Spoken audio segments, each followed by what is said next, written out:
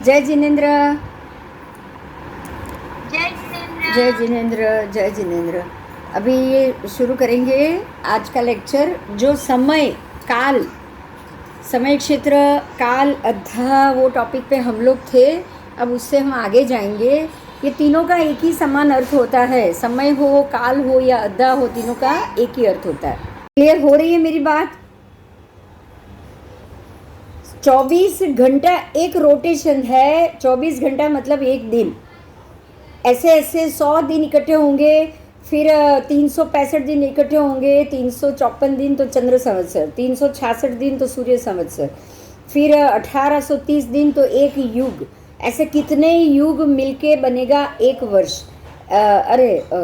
जो पूर्वांग जिसको आप बोलते हैं 84 लाख पूर्व, तो एक पूर्व, फिर ऐसे 84 लाख पूर्व। आयु का इम्पोर्टेंट कहाँ तक है? 3 पल्योपम की आयु तक आपकी मनुष्य की आयु की गिनती आएगी। 3 पल्योपम तक। कहाँ तक? दुनिया का जो व्यवहार है उसमें सबसे ज़्यादा आयु कहाँ की? मनुष्य की। मनुष्य की बात कर रही हूँ, देवों की उनकी नहीं, उनकी तो बहुत होती। 33 सागरोपम हाईएस्ट है देवलोक में, और नरक में भी 33 सागरोपम है कि नहीं, बताओ? तो वो 33 सागरोपम की आयु है, उसमें हमारे कितने काल चक्र जाएंगे बोलो? काल चक्र तो 20 सागरोपम का ही है ना, तो कम से कम 1.5 सागरोपम गया कि नहीं? 1.5 सागरोपम चला गया। एक 24 से दूसरी 24 आ गई। अगर एक जीव कोई मरने के बाद देवलोक में गया है और 33 सागरोपम वाले देवता की कोटि में वो पहुंचा है, तो वो जब वहां से निकलेगा, आप समझ सकते हो, तब तक यहाँ एक उत्सर पीढ़ी चली गई होगी कि नहीं? दूसरा जो उत्सर पीढ़ी है, दूसरा काल चक्र शुरू हो गया होगा। तो यहाँ हम मनुष्य की बात करेंगे। समय क्षेत्र सिर्फ मनुष्य क्षेत्र में है। यही कारण है कि समय क्षेत्र सूर्योदय, सूर्य का उगना, अस्त होना कहाँ पे है? सिर्फ और सिर्फ 2.5 द्वीप में है, उससे बाहर नहीं। असंख्य द्वीप समुद्र है, दिन रात कहीं भी नहीं है। असंख्य द्वीप समुद्र में दिन रात है, ऐसी कोई मान्यता आपको नहीं माननी। बराबर बराबर। असंख्य द्वीप समुद्र में होने से क्या, आपके असंख्य द्वीप समुद्र हो जाने से क्या सब जगह दिन रात है? असंख्य द्वीप समुद्र में असंख्य सूर्य चंद्र होने से भी क्या वहाँ दिन रात है? ना ना। असंख्य सूर्य चंद्र होने पर भी मात्र 132 सूर्य और 132 चंद्र ही घूम रहे हैं। उनके घूमने के कारण आपका दिन रात होता है, उनके घूमने के कारण। ठीक है, तो आपको समय क्षेत्र किसको कहना है? सिर्फ 2.5 द्वीप को, 2.5 द्वीप को ही समय क्षेत्र कहा है, और बाकी कोई जगह को समय क्षेत्र नहीं माना है। और बराबर मध्य में, ये 2.5 द्वीप में भी बराबर मध्य में उल्टा रखा हुआ तवा। कैसा? उल्टा रखा तवा। द्वीप बराबर ऐसा द्वीप, तो उल्टा रखा जो तवा है, ऐसा गोल जम्बू द्वीप, उसके आसपास और गोल कड़े की तरह आप ये देख सकते हो। बराबर बीच में जम्बू द्वीप है, तो ये कड़े की तरह उससे लपेट के क्या हुआ? लवण समुद्र। क्या हुआ? लवण समुद्र। और वो लवण समुद्र के बाद वापस एक बड़ा राउंड आएगा, और वो राउंड में भी दो तरफ 2 द्वीप और 2 तरफ ईशुकार पर्वत। क्या आएगा? 4 दिशा में 4 चीज आएगी। पूर्व घातकी खंड, पश्चिम घातकी खंड, उत्तर घातकी खंड, दक्षिण घातकी खंड। आपने कभी सुना? नहीं सुना। तो घातकी खंड के राउंड में पूर्व दिशा में भी एक घातकी खंड है, पश्चिम में भी एक घातकी खंड है। लेकिन वो घातकी खंड वाला जो राउंड है, उसमें उत्तर में क्या है? उत्तर में ईशुकार पर्वत है और दक्षिण में ईशुकार पर्वत। बराबर। जबकि लवण चारों दिशा में लवण है।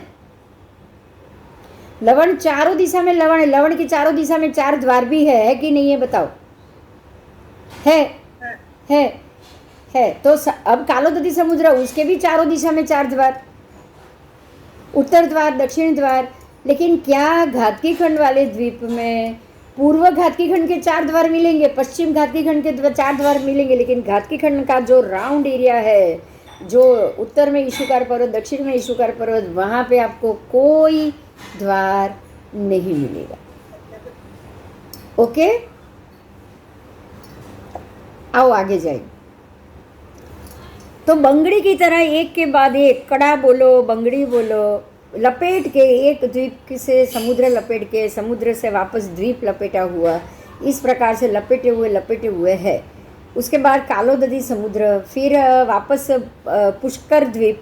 पुष्कर द्वीप में भी आधा पुष्कर द्वीप मानुषोत्तर पर्वत से बराबर दो विभाजित, उत्तर उसके पूर्व में अर्ध पुष्कर, पश्चिम में अर्ध पुष्कर, और पूर्व का जो अर्ध पुष्कर है उसी में वापस दो ईशुकार पर्वत उत्तर दक्षिण में, और पूर्व पश्चिम में पूर्वार्ध पुष्करार्ध और उत्तरार्ध पश्चिमार्ध पुष्करार्ध बराबर।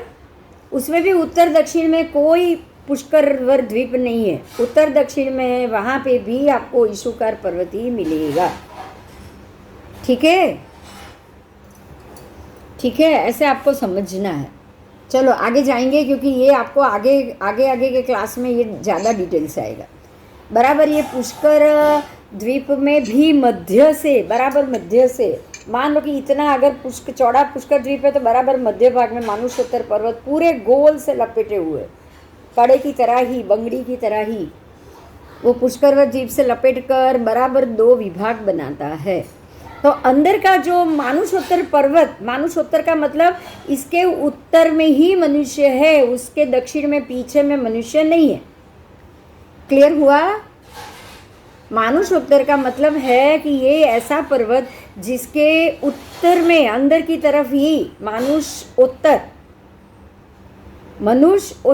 अंदर में ही मनुष्य है, बाहर में उसके मनुष्य नहीं जा सकते। तो आपका जो 2.5 द्वीप या मनुष्य क्षेत्र वो कहाँ है? तो ये मानुषोत्तर पर्वत के अंदर का है। ओके, इसीलिए इस पर्वत को मानुषोत्तर पर्वत भी कहा है। आगे जाएंगे तो अब आपका समय क्षेत्र कहाँ तक हो गया? बहुत इजी बात। अब मनुष्य जा ही नहीं सकते बाहर, मनुष्य बाहर नहीं जा सकते। अब उनके आयु ही सूर्य चंद्र के ऊपर निर्भर है। देवता बाहर जा सकते हैं, देवता के आयुष्य कोई सूर्य चंद्र या दिन के ऊपर तो निर्भर है ही नहीं। उनको जितने श्वास उच्छ्वास दिए वो जब तक पूरे नहीं होंगे उनको जिंदा ही रहना। क्लियर? हाँ, तो ये क्लियर कहाँ नहीं हुआ? मनुष्य द्वीप में, मनुष्य क्षेत्र में मनुष्यों को जो भी चीज़ मिली है वो हमेशा के लिए समझ के आपको नहीं चलनी। आपको 100 साल की आयु मिल गई, इसका मतलब ये नहीं कि अब आप 100 साल जियोगे। आपको शरीर भी मिला है, 100 साल की आयु तो मिली है, लेकिन ऐसा शरीर भी मिला है कि जो एक अगर आपने कुछ पॉइजन वाली चीज़ खा ली तो आप अगर ये खा लिया ना, वो जो जीभ पर रखते हैं और विष और तुरंत मर जाते हैं, उसको बोलते हैं, कौन सा बोलते हैं, कैप्सूल आती है ना वो, ऑन द, हाँ साइनाइड। आप ऑन द स्पॉट मर जाओ, दूसरे ही सेकंड में मर जाओ। आपको शरीर मिला है, पर वो शरीर क्या हमेशा टिकने वाला मिला है?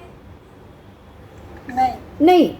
आपका समय समय पे शरीर का घर्षण होता है, उसका घिसना हो रहा है, उसका नाश हो रहा है। यही वजह है कि कभी भी उसका एंड आ सकता है। इसलिए समय क्षेत्र में जो भी चीज़ होगी सारी कर्मों के अधीन होगी, और समय क्षेत्र के बाहर जो भी चीज़ होगी वो कभी भी बढ़ती घटती हो सकती। ये बात क्लियर हुई? पहले हो गई? क्योंकि यहाँ पे जो चीज़, जो ग्रह भी घूम रहे हैं ना, उनका भी पावर है। जो मनुष्य जन्म ले रहे हैं ना, उनके कर्म और उनकी शक्ति का भी पावर चलेगा। जो हवा चलेगी उसका भी पावर चलेगा। यहाँ क्या वायु का ये सब अलग है। आपको सांस लेने के लिए ऑक्सीजन चाहिए। आप ये एरिया से बाहर निकलोगे, आपको यहाँ जैसा ऑक्सीजन भी नहीं मिलेगा, ऐसा क्रिएट भी नहीं होगा, आप वहाँ सांस ही नहीं ले सकते। सूर्य चंद्र कभी उदय अस्त होते ही नहीं, एक ही जगह खड़े रहते हैं। ना धूप आती है, ना सुबह होती है, ना शाम होती। कहाँ से चलेगा बताओ? आप सोओगे ही नहीं, बोलो चलेगा? अब ये मानुषोत्तर पर्वत समझ में आ गया आपका। तो मानुषोत्तर पर्वत के अंदर के भाग में 2.5 द्वीप बोला है। 2.5 द्वीप कैसे? तो एक पूरा द्वीप जम्बू द्वीप, फिर दो तरफ 2 घाट की, पूर्व घात की खंड, पश्चिम घात की खंड। तो ये आपका दूसरा हो गया। ये 2 द्वीप हुए, एक जम्बू द्वीप, एक घात की खंड द्वीप। अब तीसरा है पुष्करार्ध द्वीप। आपका पुष्कर वर पूरा द्वीप मनुष्य क्षेत्र के अंदर नहीं है, लेकिन कितना है? आधा है। तो 2.5 हो गया अभी। एक जम्बू द्वीप, एक घात की खंड और आधा पुष्करार्ध द्वीप। तो कुल मिला के 2.5 द्वीप हुआ। वो 2.5 द्वीप के क्षेत्र को ही अद्धा क्षेत्र कहा जाएगा। अद्धा क्षेत्र मतलब समय बदलने वाला क्षेत्र, काल क्षेत्र। और इसका दूसरा नाम मनुष्य क्षेत्र, क्योंकि मनुष्य यहीं पे मिलेंगे। सूर्य से उदित होना, अद्धा का मतलब क्या? जो वर्तमान में, जो व्यवहार में जो काल चल रहा है वो। तो सूर्य से उदित हुआ, उदित होने से दिन हुआ, फिर शाम हुई, फिर रात पड़ी, अब मध्य रात्रि हुई, वापस दूसरे दिन सूर्य उगा। ऐसे अहोरात्र एक पूरा रात दिन का।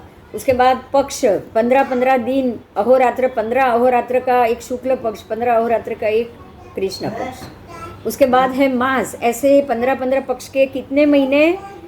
15 शुक्ल पक्ष और 15 कृष्ण पक्ष मिलके 1 महीना हुआ। तो ऐसे आगे कितने महीने होंगे? 12 महीना।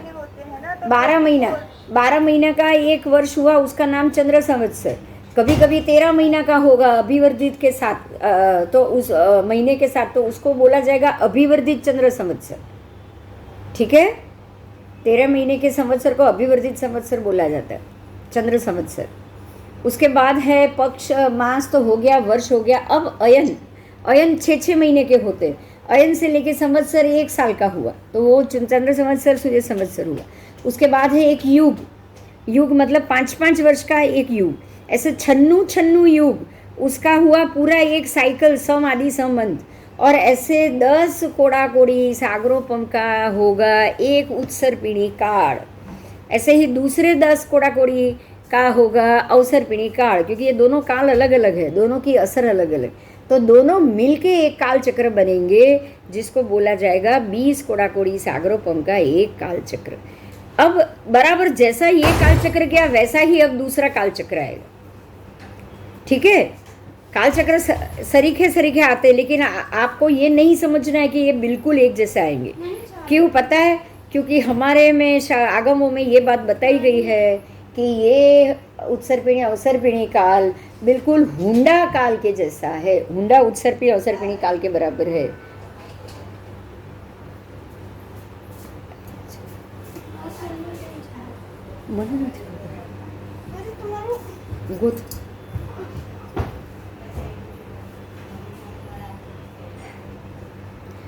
ओके, तो हुंडा अवसर्पिणी काल दूसरे अवसर्पिणी उत्सर्पिणी काल से अलग है। हुंडा अवसर्पिणी काल को बाकी सारे काल से अलग का है। तो हम आपको ये भी समझना पड़ेगा यहाँ पे कि ये जो उत्सर्पिणी अवसर्पिणी का एक काल चक्र है ना, वो भी एक समान नहीं होता है। ठीक है, सबकी असर एक जैसी हो ऐसा। ले जा ले અહીંયા ईशु।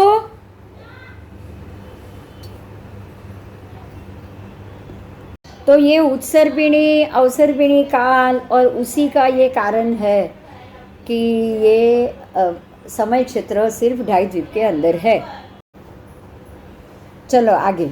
तो सूर्य के उदित होने के कारण ही अहोरात्र, दिन रात, अहोरात्र, पक्ष, मास, वर्ष, अयन, संवत्सर, उत्सर्पिणी, अवसर्पिणी तक पूरा प्रमाण काल, इसको क्या बोला जाएगा?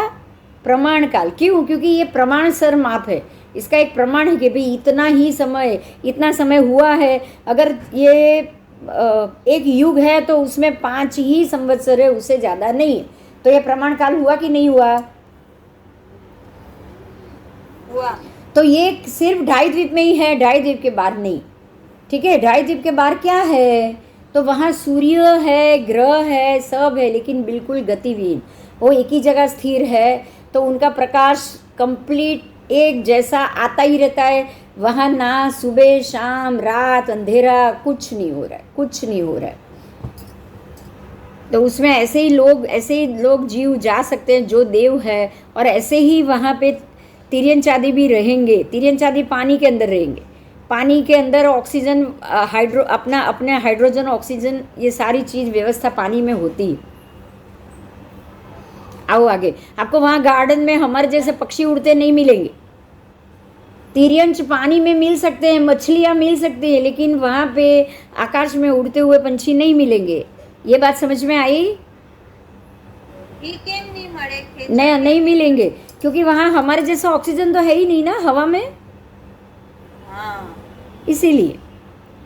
लेकिन पानी तो पानी जैसा ही है, इसलिए पानी के जीव पानी में जरूर मिलेंगे। पानी में कोई फर्क नहीं, हमारे जैसा नहीं कि वहाँ मछलियों को मार दिया गया या ये करने किया गया, ऐसा कुछ नहीं वहाँ पे।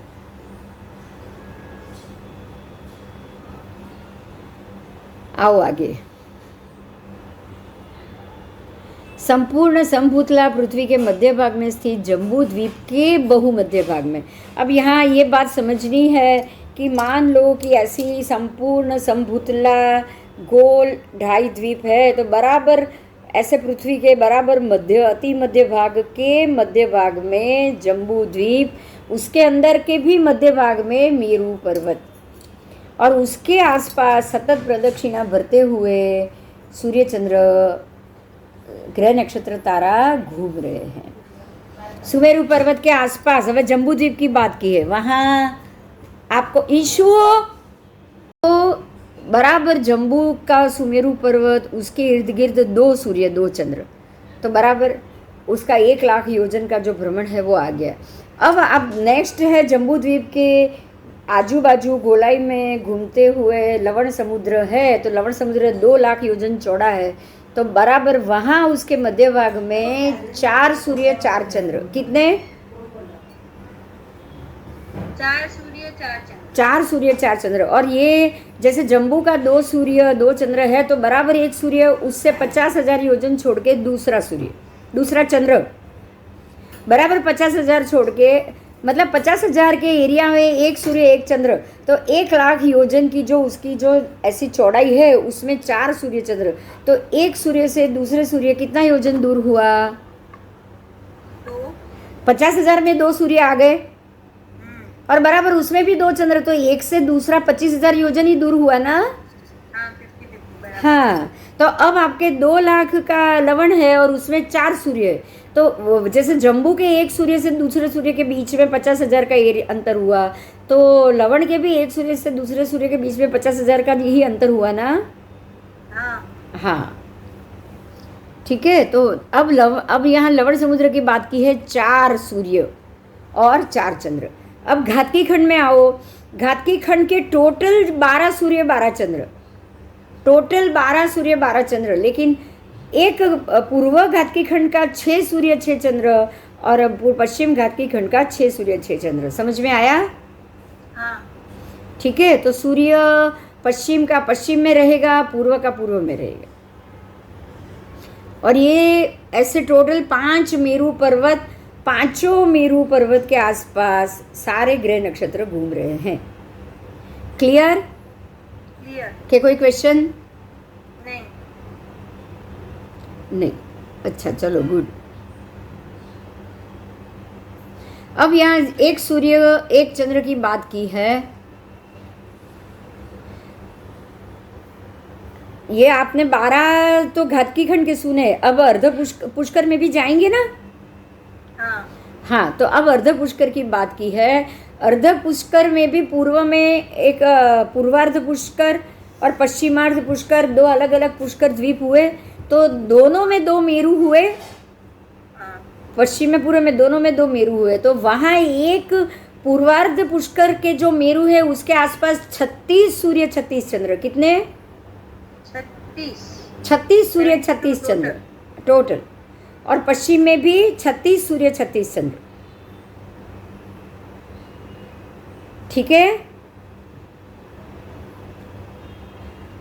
अब आप आगे जाएंगे, अब हम आगे जाएंगे। अब जो बाकी का आधा पुष्कर है उसमें भी 36 सूर्य 36 चंद्र, और इस तरफ भी 36 सूर्य 36 चंद्र। तभी ये आपका पूरे जम्बू द्वीप, पुष्कर द्वीप, अर्ध पुष्कर द्वीप ऐसे पूरा हुआ। पुष्कर में 36 सूर्य, मानुषोत्तर के अंदर वाले पुष्कर में भी 36 36 है और बाहर में भी 36 36 है, लेकिन अंदर के सूर्य चंद्र घूम रहे, बाहर के सूर्य चंद्र स्थिर है। बराबर बराबर। बराबर। आओ अब टोटल गिनो, टोटल गिनो। जम्बू के 2, लवण के 4, टोटल 6 हुए। हाँ फिर घातकी खंड के 12, 6 और 12 18। हाँ उसके बाद कालोदधी के 42, 21 गणो, आधे आधे गणो, 21 गिनो एक तरफ के। क्या हमने दोनों गिने ना? हाँ हमने दोनों गिने, तो 42 ऐड करो। 18 और 42 कितने हुए? 60 हुए। 60, हाँ 60। हाँ अब आप 36 36 दोनों के गिनो, 72। 60 और 72, 132। 132 क्लियर हो गया आपको? गणित मिल गया?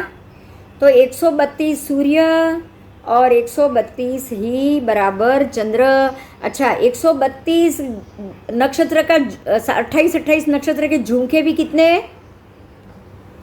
132 बराबर उतना ही आपको पूरा ज्योतिष चक्र मिलेगा। ये इसको क्या बोला गया है पता है? पीटक बोला गया है। आप स्नात्र में बोलते हो ना, चंद्र की पंक्ति 66 66। तो 66 पूर्व में, 66 पश्चिम में, तो 2 मिला के 132 चंद्र हुए। हाँ ऐसे ही 66 पूर्व में सूर्य, 66 पश्चिम में सूर्य, तो दोनों मिला के भी 132 सूर्य हुए। हाँ तो 66 66 पंक्ति चंद्र की और 66 66 पंक्ति सूर्य की। सूर्य। हुआ ना? हाँ पूर्व में 66, पश्चिम में 66, तो 2 66 66 की 2 पंक्ति चंद्र की, 2 पंक्ति सूर्य की, तो 2 पंक्ति नक्षत्र की भी होगी, हाँ 2 तारा की भी होगी, हाँ और 2 बाकी 88 88 ग्रहों की भी होगी। ठीक है? हाँ हाँ आओ, तो ऐसे ही अभी जम्बूद्वीप की बात की है। एक चंद्र का परिवार, उसमें 28 नक्षत्र, 28 नक्षत्र, 88 ग्रह 88, और 66,975 कोड़ा कोड़ी तारा। ठीक है? इतने सारे તારે કેટલા બધા છે, પણ આપણને થોડી ગણતા, આપણે તો ગણીએ ના શકીએ, આપણને તો ગણવાય ન ફાવે, તો કેવલી પરમાત્માને ગીન કે બતા દિયા તો हमको मान लेना है।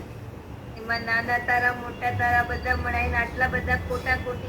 तो અને પાછા वापस खर गए हो और दूसरा भी आ गए हो, ऐसा भी तो हो सकता है ना हाँ कि भाई कोई तारा खर गया तो फिर बाकी कोई तारा नया आया, ये भी तो पॉसिबल है।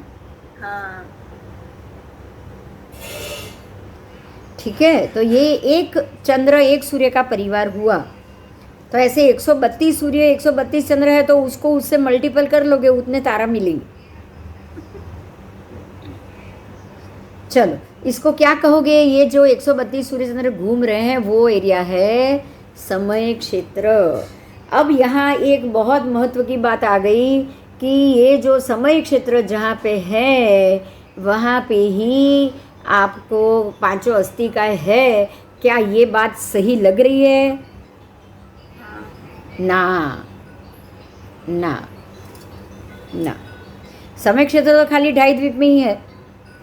वो समय के लिए वो जगह उतनी बताई, सूर्य चंद्र घूमने की बात इतनी बताई, लेकिन उसके बाहर के एरिया में सूर्य चंद्र तो है ही, प्रकाश तो है ही। तो वहाँ देव जाते हैं तो बिना गति, तो धर्मासिकाय के बगैर तो वो भी गति नहीं कर पाएंगे। धर्मासिकाय तो 14 राजलोक में है, षड्द्रव्य तो 14 राजलोक में है। जीव भी बाहर निकलते हैं, वहाँ पुद्गल भी है, वहाँ जीवित मछलियाँ भी है। तो आप ये कह सकते हो कि समय क्षेत्र सिर्फ 2.5 द्वीप में है, लेकिन क्या अस्तिकाय खाली 2.5 द्वीप में ही है? 5 अस्तिकाय ना ना। ठीक है? और बाकी व्यवहार काल नहीं, लेकिन निश्चय काल तो पूरे के पूरे 14 राजलोक में है कि नहीं? निश्चय काल तो सब जगह है। काल के दो विभाग बनाए, व्यवहार काल, निश्चय काल। व्यवहार काल 2.5 द्वीप में और निश्चय काल संपूर्ण 14 राजलोक में।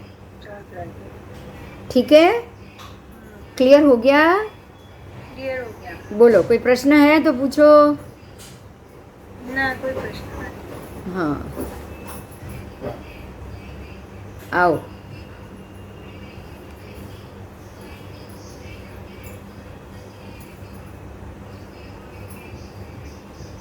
आगे जाएंगे। अब यहाँ जो दूसरा जो मुद्दा है वो मुद्दा अलग ही है, थोड़ा सा महत्व का है, जिसका नाम है लोकांत। अब आप क्या सीखोगे? आपने लोक में खाली षड्द्रव्य देखे, आपको दूसरी तीसरी चीज़ों का कुछ भी पता है नहीं। नहीं। तो ये लोकांत का मतलब क्या हुआ? आप उसको जरा खोलो। जहाँ लोक का अंत हो जाए वो लोकांत। हम बोलते हैं ना कि यहाँ तक ही महाराष्ट्र की बॉर्डर है, उसके आगे नहीं, अब गुजरात की बॉर्डर शुरू हो गई। ऐसा बोलते कि नहीं बोलते? बोलते हैं। तो ऐसे ही लोक का अंत भी तो होगा। देव खाली लोक में ही घूम सकते हैं, लोक के बाहर नहीं जा सकते, तो उनकी भी तो मर्यादा होगी। हाँ। हाँ, तो अब लोकांत कहाँ पे है हम ये जानेंगे। ठीक है, 14 राजलोक तो जान लिया, अब उसके एंड वाला भाग जानो। ओके, ये लोक अत्यंत बड़ा है, लेकिन फिर भी उसका एक नियत प्रमाण तो होता ही है। इसीलिए उसका जहाँ पे अंत होता है उस जगह को लोकांत कहा है। किसको लोकांत कहा है? जहाँ पे ये लोक का अंत हो गया वो लोकांत। अंत होगा उसको लोकांत। बस अंत होगा वो हो गया लोकांत। लोकांत। आगे जाएंगे। ये पूर्व पश्चिम सभी दिशाओं से असंख्य कोटा कोटि योजन आयान विषकुंभ सहित है, और इस लोक का एक भी प्रदेश ऐसा नहीं है जहाँ पर जीव का जन्म मरण हुआ ना हो। समझ में आया इसका मतलब क्या हुआ? हाँ। क्या हुआ? जहाँ पे जीव का जन्म मरण ना हो। यहाँ पे एक मैं बात क्लियर करूँगी। आप लोगों को ये पता है कि नहीं, नहीं पता, लेकिन ऐसा बोला जाता है कि हर एक जीव इस लोकांत में हर एक सूक्ष्म से सूक्ष्म जगह पर भी वो जन्म लेकर आया है। ऐसी बातें व्याख्यान में सब में सुन में आती है कि नहीं आती है? हाँ, 14 लोग खरीदने आए हुए। अब यहाँ पे एक मुद्दे पे ध्यान दो। आप एक मुद्दे पे ध्यान दो। यहाँ जीव का जन्म नहीं हुआ, ऐसी कोई जगह नहीं, ऐसा बोला है। प्रत्येक जीव प्रत्येक जगह पे जेकर लेकर जन्म लेकर आया है, ऐसा लिखा हुआ मिला?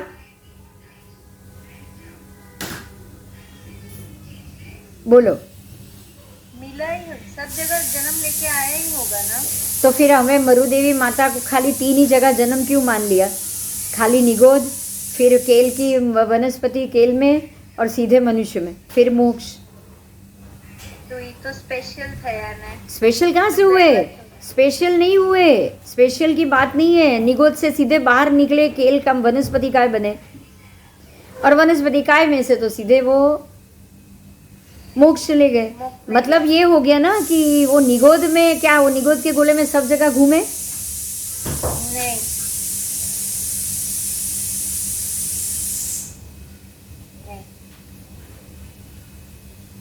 तो यहाँ आपको एक जीव का नहीं मानना है। आप ऐसा नहीं बोल सकते कि एक जीव 14 राजलोक के प्रत्येक एरिया में घूम के आया। क्लियर हुई मेरी बात? ये बताओ पहले। हाँ क्लियर, मतलब ये जनरल मैसेज है ना, जनरल सबके लिए है, जनरल सब जीवों के लिए। ठीक है, क्योंकि जो जीव आपको जाति भव्य मिलेंगे, जो घनोदधि के जीव है, जो घनोदधि में से कभी बाहर ही नहीं आएंगे, तो घनोदधि के जीव घनोदधि में जन्म ले लेते हैं, पर हम तो घनोदधि में नहीं गए होंगे ना, अगर हम जाति भव्य नहीं है तो। नहीं, हम नहीं गए होंगे। नहीं गए होंगे, मतलब जहाँ जहाँ इतने ज़्यादा घनोदधि घनवत तनवत अवकाश अंदर पड़ा है, वहाँ जो जीव जिस अभी है वो सारी जगह पे, अगर हम लोग, आप ये मान लो कि प्रत्येक जीव प्रत्येक जगह पे जाके आया, तो आपको ये भी मानना पड़ेगा ना कि आप भी घनोदधि में जाकर आए हो। हाँ। मानना पड़ेगा कि नहीं? हाँ। तो आपको ये समझना है कि 14 राजलोक में एक भी स्थान ऐसा नहीं है जहाँ पर कोई भी जीव जन्म नहीं ले सकता। ओके, अब बात ज़्यादा क्लियर हुई? हाँ हाँ हाँ, ठीक है। तो लोक का एक भी प्रदेश ऐसा नहीं है कि जहाँ जन्म मरण ना हुआ हो। अगर कोई व्यक्ति, इसके लिए एक एग्जाम्पल दिया, अगर कोई व्यक्ति 100 बकरियों के लिए एक वाड़ा बनाए और 100 की जगह उसमें 1000 बकरी भर दे, 100 बकरी का वाड़ा है उसमें 1000 बकरी भर दी, तो पूरी जगह भर गई।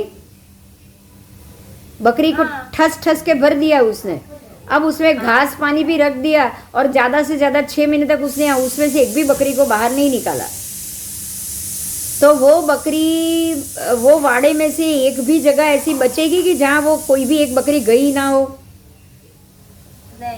नहीं, हर एक वाड़े की हर एक जगह में कोई ना कोई बकरी गई होगी। ऐसे ही 14 राजलोक के कोई भी जगह में कोई ना कोई जीव ने जन्म लिया ही लिया है। इसका अर्थ ये हुआ कि 14 राजलोक कभी भी जीवोत्पत्ति से बाकात नहीं हो सकता। ये क्लियर हुआ?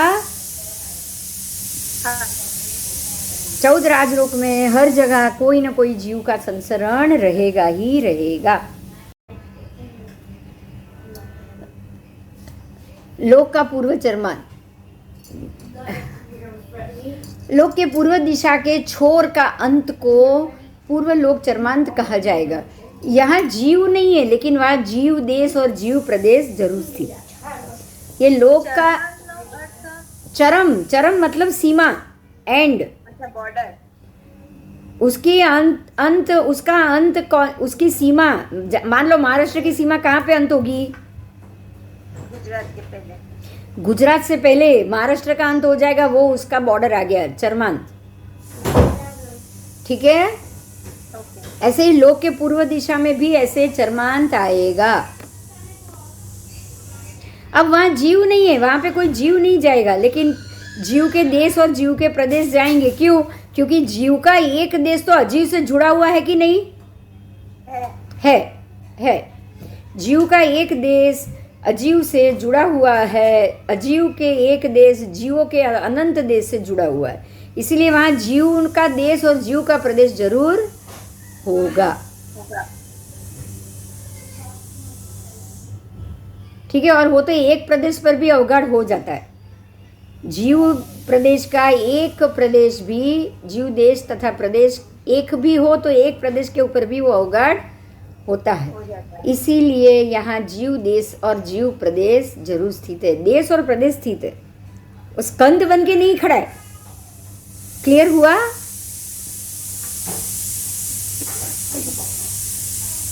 परमाणु देश प्रदेश स्कंद नहीं बना है वो अभी तक। एक जीव मिल सकता है, 2 जीव मिल सकता है संयुक्त, उससे ज्यादा नहीं। मतलब आपको वहां पे किसी का शरीर नहीं मिलेगा लोकांत पे। समझ में आया? हाँ। कैसे लोक चरमांत पे कौन होते हैं? जो जीव देश है उसमें कौन है? तो पृथ्वी आदि, पृथ्वी का है, अप का है, तेव का है, वायु का है और वनस्पति का है। ऐसे जो पृथ्वी आदि जो एकेंद्रिय जीव है ना, उनके ही देश मिलेंगे। समझे आप? बेइंद्रिय, तेइंद्रिय, चौरिंद्रिय ऐसे किसी का मिलेगा नहीं। वो जिंदा लोग नहीं मिलेंगे उधर, बेइंद्रिय जीवित नहीं मिलेंगे। उसमें बेइंद्रिय होते ही नहीं है, लेकिन बेइंद्रिय एकेंद्रिय में उत्पन्न होने की जो इच्छा करके समुद्घात करेगा, जो जीव मरण समुद्घात करेगा, उसको वहाँ जाना पड़ेगा। क्योंकि मैंने ये पहले भी बोला है कि जब केवली समुद्घात या मरण समुद्घात और ये सब होता है ना, तो वो लोग कहाँ जाके करते हैं? 14 राजलोक में अपना शरीर फैलाते हैं। वो अपना शरीर दंडाकार बनाएंगे, केवली समुद्घात, मरण समुद्घात, वो अपना केवली समुद्घात 14 राजलोक में अपना शरीर फैलाएंगे। और मरण समुद्घात तो ये हो गया कि जीव मरने के बाद तो उधर जाएगा ना, वो जगह। तो मरने के बाद तो आप उधर जा ही सकते हो, आपको वहां जन्म लेना होगा। तो ये हो गया मरण समुद्घात। तो बेइंद्रिय के जीव मरण समुद्घात लेकर वहां जा सकते हैं। बेइंद्रिय एकेंद्रिय में उत्पन्न होने की इच्छा हो वही, बेइंद्रिय में नहीं। बेइंद्रिय का जीव मरने के बाद एकेंद्रिय में उत्पन्न होगा और उधर पहुंच सकता है। क्लियर हुआ? हाँ। अगर उधर पहुंचने की मैं भी इच्छा करूं तो मुझे क्या करना पड़ेगा मरने के बाद? समुद्घात। एकेंद्रिय। मरना ही समुद्घात है, एक ध्यान रखो, ये बहुत बड़ा इंपॉर्टेंट टॉपिक है। हम जो मरते हैं ना वो ही समुद्घात। समुद्घात का मतलब ये हुआ कि हम अपने सारे आत्म प्रदेशों को वो क्रिया के लिए ले जाए। केवली समुद्घात करते हैं। केवली समुद्घात क्यों करते हैं? क्योंकि केवली के आत्म प्रदेश के ऊपर जो जो कर्म भोगने बाकी है वो भोगने के लिए वो अपने शरीर को दंडाकार बनाएंगे 14 राजलोक जितना, और जाके आत्म प्रदेशों के ऊपर जहाँ जहाँ से जो जो दिशा से वो कर्म भोगना होगा उसको भोग के खत्म करके आ जाएंगे। समझ में आया? तो आप अपने आत्म प्रदेशों को वहां तक ले जाओगे कर्म भोगने के लिए। तो वेदना समुद्घात का मतलब क्या हुआ? मुझे अगर वेदना भोगनी है तो मैं मेरे शरीर के समुद्घात को नारकी तक ले जाऊं। मेरा नारकी तक पहुंचना और नरक के शरीर में जन्म लेना ही मेरे लिए वेदना समुद्घात हुआ। वेदना समुद्घात केवली को नहीं होती। 7 समुद्घात में से एक ही समुद्घात है जो केवली भगवान करेंगे। वेदना समुद्घात जीव, नरक गति में जाने वाला जीव मरने के बाद जब नरक गति में प्रवेश करेगा वो होगा वेदना समुद्घात, क्योंकि वहां जन्म लेने के बाद उसको सबसे पहले वेदना ही मिलेगी। समझ में आया? आया? સમુદ્ઘાત જે કેવલી સમુદ્ઘાત કરે તો પછી એમને કેવળ જ્ઞાન થાય પણ તે જીવિત હોય ને। केवली समुद्घात ने 4 घाती कर्म के क्षय हो चुके हैं।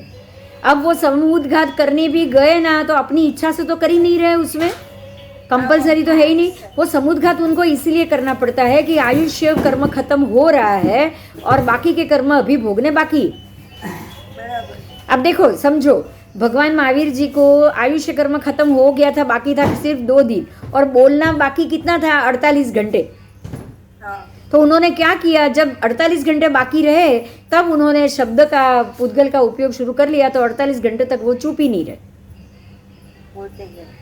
तो केवली भगवंत ने जो अपने शब्द पर्याय है, जो पर्याप्ति है, उसका उपयोग सही ढंग से कर लिया। ऐसे ही बाकी के कर्म का भी वो उपभोग कर लेंगे। और अघाती कर्म है इसलिए चढ़ने वाले तो है नहीं नए, अपनी इच्छा से तो कर नहीं रहे, इसलिए वो समुद्घात, केवली समुद्घात करके आए ना तब भी उनको कोई दोष नहीं चढ़ता, ऊपर से सारे कर्म उतर जाएंगे।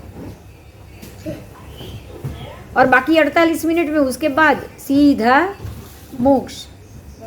खाली 5 रस्वाक्षर में ही मोक्ष हो जाएगा। आप ओम बोलो, आप ओम 5 रस्वाक्षर हुए, खाली वो 5 रस्वाक्षर ओम खत्म करोगे तब तक तो वो केवली भगवान वहां से जीव निकल के सीधे मोक्ष में जाके बैठ गए होंगे। 5 रस्वाक्षर प्रमाण ही समय लगता है मोक्ष में जाने के लिए। ठीक है, जब समय आ जाए ना तब तो सब इजी है। और समय कब आएगा? समय लाना बिल्कुल मुश्किल नहीं है। कर्म खत्म करो तो समय आ जाएगा। कर्म खत्म करना है ना, जो भी सामने आए उसको शांति से भोग के करना है, क्योंकि खत्म करना ही मुश्किल है। तभी समझ में नहीं आता है कि ये क्या हो रहा है, हम नया बांध रहे या पुराना खत्म कर रहे। बोलो, समझ में आ रहा है कि आप नया बांध रहे हो या पुराना खत्म कर रहे हो? दोनों काम कर रही हूँ। दोनों काम कर रहे हो तो दोनों में ध्यान रखो। अगर नया बंद भी गया तो वो तुरंत ही 48 मिनट के अंदर अंदर, ये मेरे से गलती हो गई, भगवान मुझे आप शांति दो, मैं चुपचाप सहन कर पाऊँ, बस आप उसको प्रायश्चित कर लो, एक्सेप्ट कर लो कि मैंने ये नहीं किया होता तो बहुत अच्छा होता। क्योंकि जो अंदर संज्ञा पड़ी है उसके हिसाब से एक बार गुस्सा हो जाएगा, लेकिन 15 मिनट बाद क्या होना चाहिए? आपके सारे कषाय तो होते ही है, लेकिन संजवलन प्रकार के होने चाहिए। क्या अभी अभी अभी कर्म किए, अभी मिच्छामि दुक्कडम, अभी कर्म किए, अभी मिच्छामि, ठीक है? ठीक है।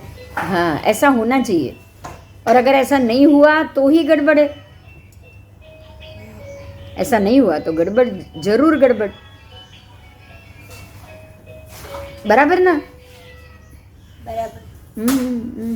तो संगना है, संस्कार है, ऐसा होगा ही। आप ऑन द स्पॉट रिएक्ट करोगे ही, वो भी गुस्से से करोगे, क्योंकि अंदर संगना पड़ी है। अभी वो व्यक्ति को गुस्सा करना बाकी है। चलो क्या होगा मन, मुझे बताओ। चलो, आपके ऊपर जो कर्म लगे हुए हैं वो कर्म ये बोल रहा है कि आपको भी ये व्यक्ति पे गुस्सा करना बाकी। तो पहला रिएक्शन क्या होगा? गुस्सा करना बाकी होगा तो पहला रिएक्शन क्या होगा? गुस्सा ही आएगा। गुस्सा ही आएगा, क्योंकि जो बाकी था, अब बाकी था उसका निमित्त बना तो गुस्सा आ गया। जो बाकी था वो निकल गया, अब क्या करना है? क्या नया नया बांधना है? नहीं। अगर आप संजयलन कषाय पे पहुंच चुके हो तो आपको तुरंत 5 मिनट में ही लगेगा कि ये गलती हो गई। लगेगा कि नहीं लगेगा बताओ? लगेगा। लगेगा ना? 24 घंटे में मिच्छामि दुक्कडम कर लेते हो कि नहीं कर लेते हो? कर लेते हैं। बस तो ये ध्यान रखो कि गुस्सा किया तो वो जरूरी होगा, इसलिए मेरे से हुआ है।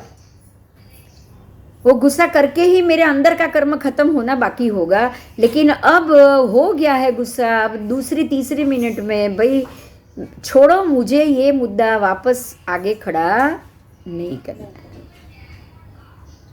ऐसा भी तो होगा ना? आपका कर्म खत्म हो गया, आपने कर लिया, खत्म हो गया। अब आप तुरंत लौट जाओ, तुरंत प्रायश्चित करो, तुरंत वापस आओ, तुरंत माफी मांगो, जो ठीक लगे वो करो। आओ। तो यहाँ कौन है?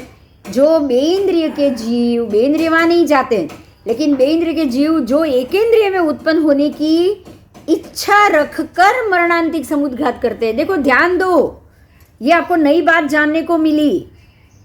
बेंद्रिय के जीव भी इच्छा करते हैं और इच्छा करके मरणांत समुद्घात करते हैं। वो कैसे करते हैं? वह यही बात है, आपको यही समझना है कि हमारी इच्छा जहाँ होगी कि अरे मुझे ये पानी बहुत अच्छा लगता है, मैं बिल्कुल मछली की तरह पानी से बाहर नहीं निकलती, मुझे स्विमिंग पूल में या दरिया में या नदी का पानी बहुत अच्छा लगता है और मैं बिल्कुल मछली की तरह उसमें स्विमिंग करती हूँ, मुझे बहुत अच्छा लगता है।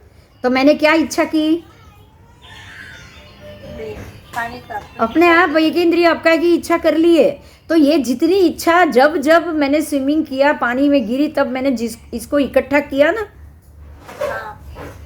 ये सारी मेरी इच्छा हो गई। अब मरने के बाद अगर कर्म में ये इच्छा जागृत हुई होगी, मुझे कहाँ जाना है, तो मेरी जितनी इच्छाएं मैंने की होगी ना, वो कर्म में जाना, वो गति में जाना, एक के बाद एक अंकोड़ा खुलेगा। अंकोड़ा पता है ना क्या होता है? साकड़ी होती है ना, एक एक चेन, एक चेन खुलता जाएगा,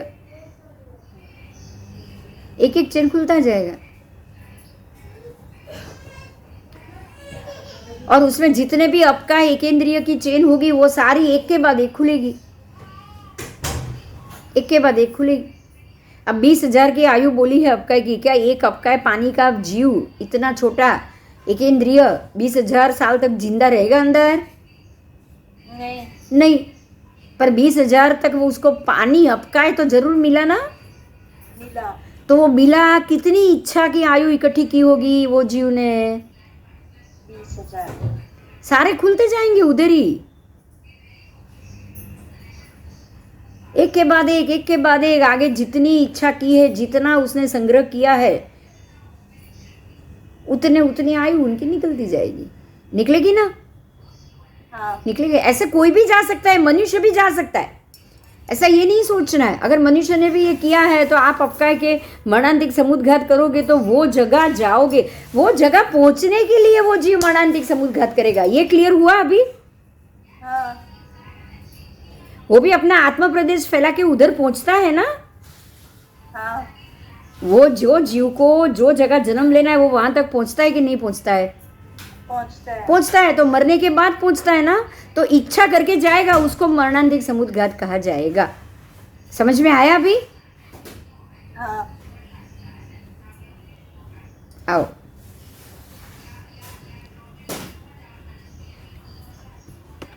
अब जो जीव देश है उसमें पृथ्वी का आदि एकेंद्रीय जीवों के देश लोकांत और लोक चरमांत पर अवश्य होते हैं। आपने तो ये जान लिया कि लोकांत अथवा लोक चरमांत पे पृथ्वी काय के एकेंद्रीय जीव के देश मिलेंगे ही मिलेंगे, बराबर? हाँ। आपने ये जान लिया कि यहाँ पे ये पृथ्वी काय के एकेंद्रीय के देश आपको मिलेंगे ही मिलेंगे, जरूर मिलते हैं, ये आपको मालूम पड़ चुका है। अब हम आगे जाएंगे। अब वो वहाँ पहुँचते कैसे हैं? तो वो लोक चरमांत पर देश तो अवश्य मिलेंगे, उसमें बेइंद्रिय तो है ही नहीं, लेकिन बेइंद्रिय जो एकेंद्रिय में उत्पन्न करने की इच्छा करेगा उनकी अपेक्षा से यहाँ बेइंद्रिय का विकल्प दिया गया है। मतलब क्या कि एकेंद्रिय के विपुल देश तथा बेइंद्रिय का एक देश। अब समझ में आया? वो बेइंद्रिय में से आया है, ये जीव बेइंद्रिय में से समुद्घात करके आया, तो बेइंद्रिय का एक देश उसमें रहेगा और बाकी के सारे देश किसके रहेंगे? एकेंद्रिय के। अब वो जीव ने यहाँ एकेंद्रिय में जन्म ले लिया, वो छोड़ के बेइंद्रिय आया है, तो बेइंद्रिय का एक देश और बाकी के सारे एकेंद्रिय के देश। अब आगे आओ। अब मान लो कि एकेंद्रियों के देश और बेइंद्रियों के अनेक देश होते हैं। अब इनके विकल्प है, यहाँ विकल्प है। ऐसा उल्टा भी होता है कि बेइंद्रिय के अनेक देश हो और एकेंद्रिय का एक ही देश हो। एकेंद्रियों के देश और बेइंद्रिय के देश होते हैं। ऐसे 5 इंद्रिय तक आपको वैकल्पिक जानना है। कहाँ तक जानना है? 5 इंद्रिय। ऐसे 5 इंद्रिय मतलब पंचेंद्रिय जीव भी ऐसा मरणांतिक समुद्घात करके यहाँ पर चरमांत पर जन्म ले सकता है। समझ में आया? हाँ। 1 मिनट, हाँ जरा, चलो आगे जाएंगे। तो ऐसे आपको पंचेंद्रिय तक जानना है, तो यहाँ आपको ये समझना है कि परमात्मा कहते हैं कि यहाँ सिर्फ बेइंद्रिय नहीं, तेइंद्रिय के जीव भी मरने की इच्छा करने के बाद आप अगर मरणांतिक समुद्घात करोगे, जैसे आप ये सोचोगे, पता है हम कभी कभी ये बोल देते हैं कि सिद्धशिला की पृथ्वी पे जन्म ले तो एटलीस्ट सिद्धों की स्पर्शना तो मिले। आप बोलते हो कि नहीं बोलते हो ऐसा? कोई ना कोई सोचता है कि नहीं सोचता है? बताओ। हमको ये सोचने में तो बुराई लगती ही नहीं, बोलो।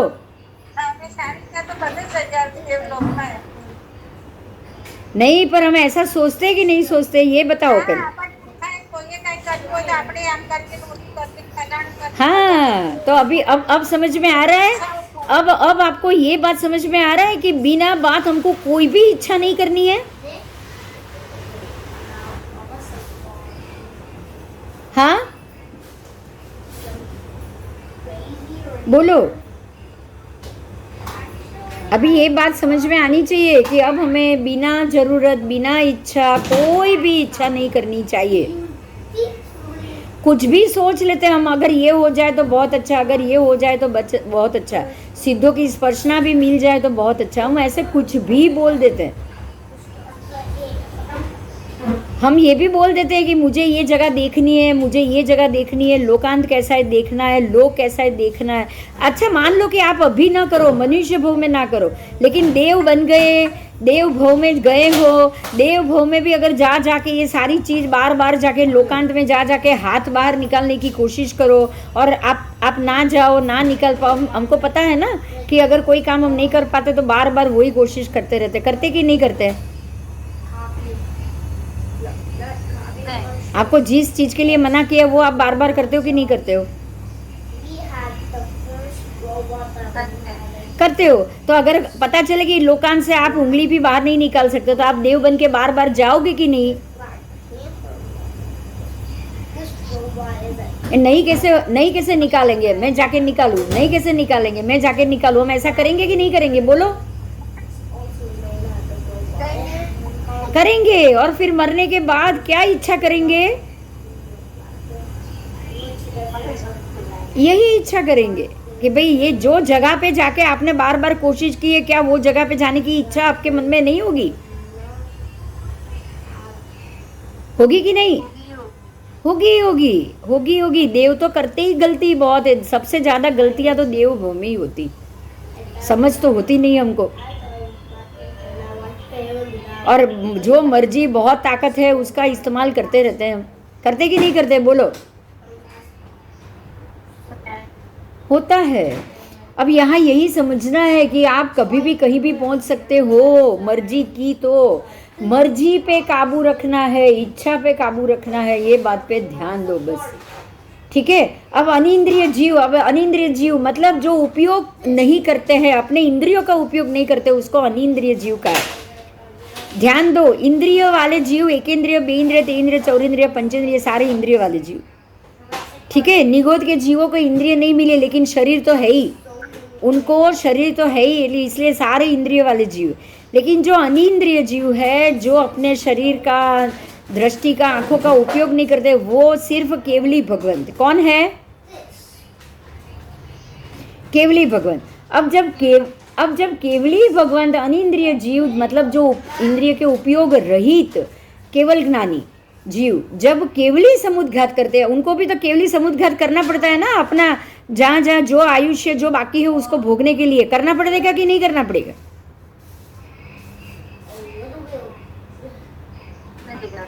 करना पड़ेगा। तो वो अपनी वो आयु भोगने के लिए जब मरणांतिक समुद्घात करते हैं, तो उनकी अपेक्षा से वो भी यहाँ आके अपनी, क्योंकि 14 राजलोक में दंडाकार शरीर फैलाएंगे तो सारे लोकांत आ गए, उसमें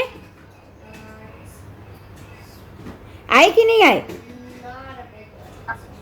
पूर्व लोकांत, पश्चिम लोकांत, उत्तर लोकांत, दक्षिण लोकांत, सब आ गए कि नहीं आ गए? बताओ।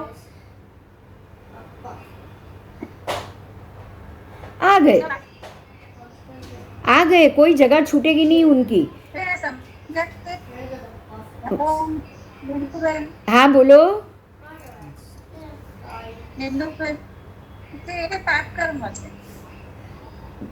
શું પાપ કર્મ છે? समुद्घात मरणांतिक शब्द ध्यान दो। मरणांतिक समुद्घात मतलब क्या? मरण के समय में समुद्घात। ध्यान दो इस बात को। केवली भगवंत भी समुद्घात, केवली समुद्घात कब करेंगे? मरने से पहले ही ना। हाँ। मरने से 48 मिनट पहले ही केवली समुद्घात करते हैं वो। हाँ। जब आयु कर्म के बराबर बाकी के कर्मों को लाना है, तो आयु पूर्ण हो रही है तभी वो करेंगे ना। हाँ। तो इसलिए कोई भी समुद्घात मरण के समय ही होता है। मरणांतिक समुद्घात हो, केवली समुद्घात हो, वेदना समुद्घात हो, कोई भी समुद्घात।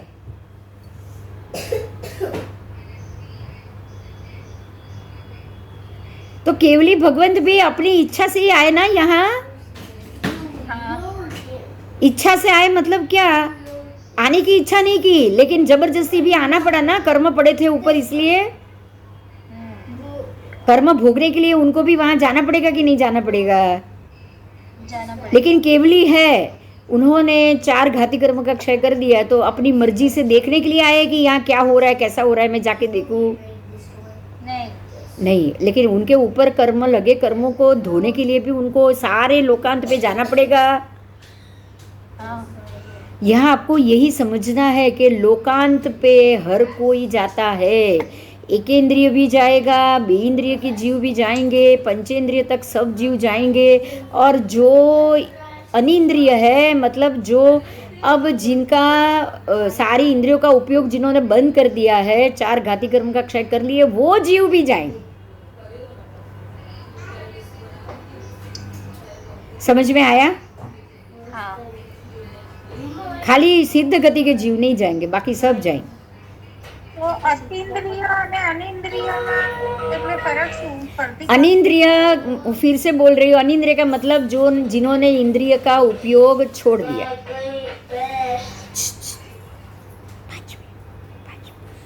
जिन्होंने इंद्रिय का उपयोग छोड़ दिया वो अनिंद्रिय, और जो इंद्रिय का उपयोग कर रहे हैं वो सारे इंद्रिय वाले जीव। एक इंद्रिय क्या है? अतीन्द्रिय शब्द ही नहीं है, अनिंद्रिय शब्द आया सिर्फ, अतीन्द्रिय में बोली नहीं। नहीं, वो कोई शब्द नहीं, ऐसा तो नहीं। देखो देखो, एक मिनट, एक इंद्रिय का मतलब स्पर्शनेन्द्रिय वाला जीव, तो इंद्रिय आ गई उसके पास। शरीर निगोद में भी स्पर्शनेन्द्रिय तो है ही। हाँ अब बे इंद्रिय में स्पर्शनेन्द्रिय के साथ रसनेन्द्रिय भी आ गई, मतलब 2 इंद्रिय। फिर 3 इंद्रिय का उपयोग। अच्छा, ये सारे जीव अपने इंद्रिय का उपयोग निरंतर रूप से कर रहे हैं, कर रहे हैं ना। हाँ कर रहे हैं। वो अपने कर्म भोगने के लिए सारे इंद्रिय का उपयोग कर रहे हैं, जबकि केवली भगवान जब भी अपने कर्मों का भोग करने जाते हैं कोई भी इंद्रिय का उपयोग नहीं कर रहा है। बराबर बराबर। बराबर। ये बात क्लियर अभी? हाँ हाँ ठीक है, क्लियर हो गया। पहले ये बता दो, मैं अनिंद्रिय से आगे जाऊं। हाँ हाँ अरे ए माता बत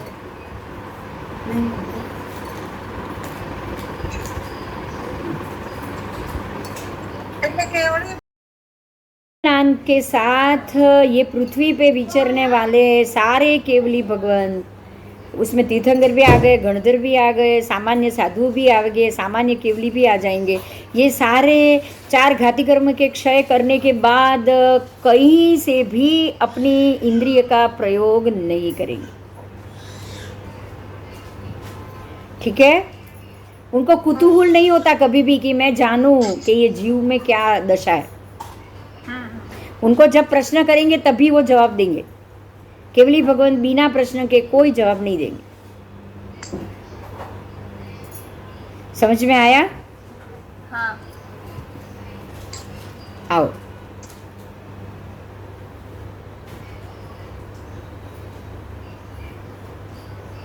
यहाँ पुद्गल स्कंद और धर्मास्तिका के देश प्रदेश होने से अजीव अजीव देश और अजीव प्रदेश भी होते हैं। यहाँ पुद्गल स्कंद जरूर है। पुद्गल देश, पुद्गल प्रदेश, पुद्गल स्कंद। पुद्गल में परमाणु तो होता ही नहीं है, बराबर। तो पुद्गल के ये तीनों विभाग यहाँ जरूर मिलेंगे, क्योंकि यहाँ एकेंद्रिय, बेइंद्रिय से लेकर पंचेंद्रिय तक जीव जन्म लेते हैं, तो बिना पुद्गल तो वो रहेगा नहीं।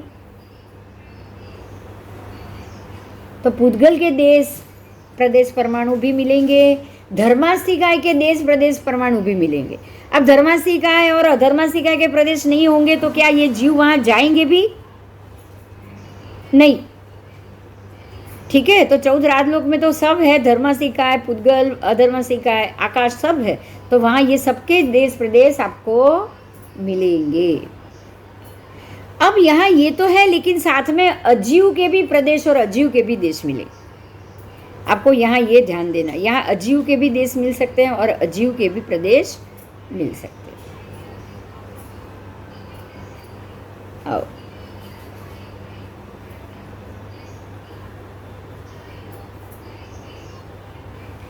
धर्मास्तिकाय के देश, अधर्मास्तिकाय देश, आकाशास्तिकाय देश, और इन तीनों के प्रदेश ऐसे 6 प्रकार बनाते हैं। अब तीनों के 6 प्रकार बनेंगे, तीनों को आप ऑल्टरनेट लो, धर्मास्तिकाय अधर्मास्तिकाय का इकट्ठा करो, धर्मास्तिकाय को आकाशास्तिकाय के साथ इकट्ठा करो, तो ये 3 हो गए, 3 जीव और 3 अजीव, तो 6 हो गए विभाग, हो गए। हाँ बस अब यहाँ अद्धा समय काल नहीं है, अभी वहाँ कोई अद्धा नहीं है, यहाँ इतने ही दिन जीना है ऐसा कोई समय काल नहीं है लोकांत पे, लेकिन व्यवहार काल जरूर है। व्यवहार काल जरूर है, निगोद में कितने समय रहना, या एकेंद्रिय में कितने समय रहना, या वहाँ के घनवात में से जाके कुछ करोड़ों करोड़ों अब्ज जो उनकी आयु का प्रमाण है वो जीने के बाद वो क्या करेंगे पता है? दक्षिण चरमान से निकल के पूर्व चरमान में जन्म लेंगे, पूर्व चरमान से निकल के पश्चिम चरमान में जन्म लेंगे, मतलब यहाँ के जीव देश निकल के यहाँ के जीव देश बनेंगे। क्लियर हुआ? हाँ आपको एक ही दिशा में जाने की इच्छा की होगी पहले, ऐसा तो होगा नहीं, आपने सब दिशा पे जाके ट्राई किया होगा, किया होगा ना। मुझे स्विमिंग अच्छा लगता है, मैंने स्विमिंग पूल, हर एक स्विमिंग पूल में ट्राई की होगी, नदी के पानी में भी ट्राई की होगी, समंदर के पानी में भी ट्राई की होगी। हाँ तो ट्राई करने के लिए बाद में वो जाएंगे तो हर एक लोकांत पे जाएंगे कि नहीं जाएंगे? जाएंगे। जाएंगे। ठीक है, तो लोकांत पे जीव कैसे जाते हैं वो समझ में आया, जीव और अजीव दोनों। हाँ यहाँ समय अद्धा काल नहीं है क्योंकि वो सिर्फ अड़ीद्वीप में है, ये अड़ीद्वीप की बाहर की जगह है। तो यहाँ पे रूपी अजीव के भी देश, स्कंद, प्रदेश, परमाणु होते हैं। ऐसे 4 प्रकार आपको मिलेंगे। आओ, यहाँ रूपी अजीव जो दिखाई दे रहे हैं, वैसे धर्मासिका अरूपी है, अधर्मासिका अरूपी है, लेकिन ये सारे जीव के जो पुद्गल है, पुद्गल तो रूपी है कि नहीं। हाँ निगोद के अलावा, निगोद में भी अनंत जीव इकट्ठे होंगे तो उनका भी पुद्गल दिखेगा ना। निगोद के गोले का तो पुद्गल दिखेगा कि नहीं दिखेगा। दिखेगा। और एकेंद्रिय में सारे एकेंद्रिय के जीव अनंत इकट्ठे हो गए तो पानी की एक बूंद दिखती है कि नहीं दिखती है। दिखती है। दिखती है। असंख्य पानी की बूंद इकट्ठी हो जाए तो बड़ा समंदर दिखेगा। तो ऐसे ही वहाँ पे जो अपकाय और तेउकाय, वहाँ पे जो अपकाय घनोदधि घनवात के जीव है, वहाँ भी असंख्य जीव होंगे कि नहीं होंगे। होंगे। तो ये रूपी पुद्गल हुआ। घनोदधि, घनवात, तनवात, अवकाशांतर और बाकी उसके अलावा जो झाकड़ ओस के प्रमाण में भी जो बिंदु वहाँ पे अगर मिल गए तो ये सारा क्या हुआ। रूपी पुद्गल। रूपी अजीव पुद्गल। रूपी अजीव पुद्गल। अजीव पुद्गल, क्योंकि वहाँ जीव ने तो जन्म ले लिया, अब वहाँ से जीव चवित हो गया, अब उसका जो शरीर है वो वैसा का वैसा पुद्गल के रूप में वहाँ पड़ा है। पड़ा है ना। पड़ा है। पड़ा है। आओ,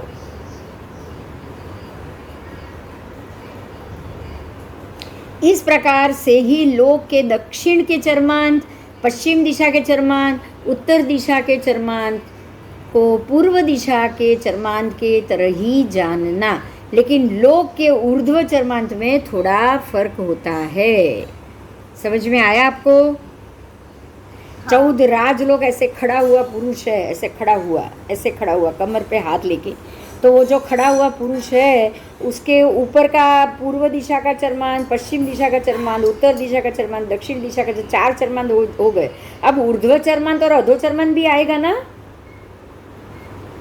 आएगा ना। 6 दिशा होती है ना, तो जब ऊर्ध्व चरमांत है वो बाकी के ये 4 चरमांत से कुछ अलग। बराबर। बराबर। चारों दिशा समझ में आ गई। आ गई। आप 14 राजलोक को भारत देश की तरह देखो। भारत के ऊर्ध्व चरमान में, ऊपर पूर्व चरमान में क्या है। पूर्व चरमान। ईस्ट में कैलकाटा, वेस्ट कैलकाटा नहीं, कलकत्ता नहीं बोलना है। कलकत्ता छोड़ के हद की बात बांग्लादेश हुआ ना। हाँ बांग्लादेश आया। भारत के प्रदेश को नहीं बताना है आपको। बांग्लादेश। बांग्लादेश मतलब वो एंड हुआ ना। हाँ। दूसरी सीमा शुरू हो गई। ऐसे ही पश्चिम में लास्ट एंड वाला अरेबियन सी है। अरेबियन सी तो बाद में, लेकिन जो लास्ट में जो हम बोलते हैं ना जैसलमेर, और जो लास्ट जो है एरिया है वो आपका लास्ट एरिया आ जाएगा। पाकिस्तान का भी तो जैसलमेर है, वहाँ पे हाँ हाँ रण है ना। राजस्थान के आगे आगे जाओगे वो एंड आ जाएगा।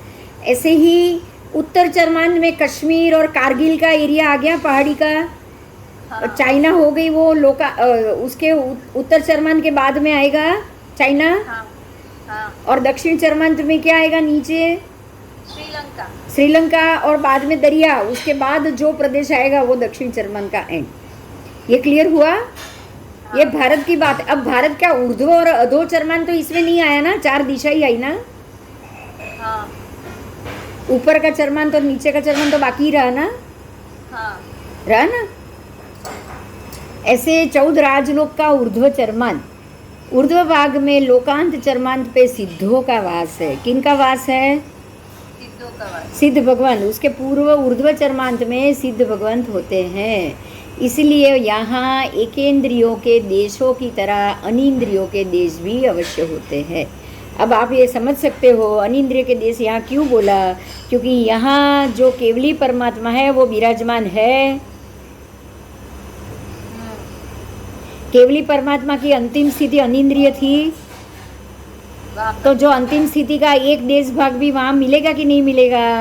मिलेगा। मिलेगा, क्योंकि वो अंतिम स्थिति में से ही रूपांतरित होके सिद्ध बने ना, हाँ तो वहाँ अनिंद्रिय का एक देश भाग गिनना पड़ेगा।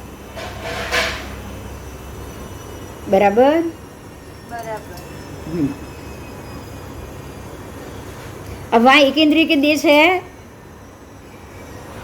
हाँ कौन से?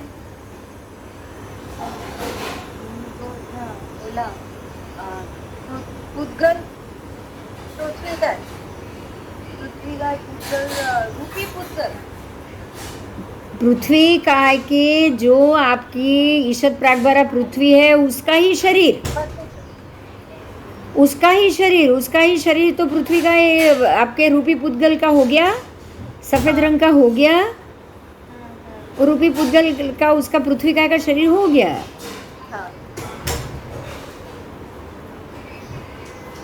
तो वहाँ एकेंद्रिय तो है ही, तो एकेंद्रिय की तरह वहाँ अनिंद्रिय भी मिले ना आपको, वहाँ पे सिद्ध भगवान भी मिले ना।